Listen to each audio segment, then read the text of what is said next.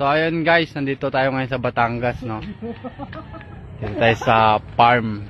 May farm kami dito. Ayan. Kung nakita nyo yung mga dalandan, ayan o, yung mga puno. Kita nyo?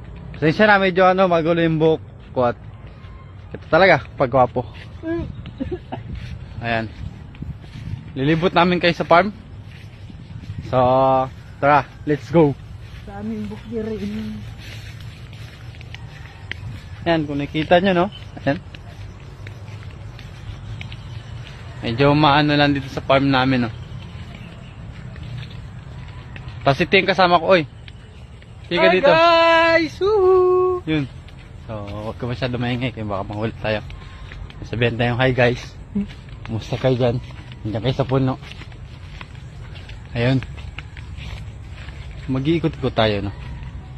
Hirap kasi magano dito sa farm kasi konti na yung mga dalandan.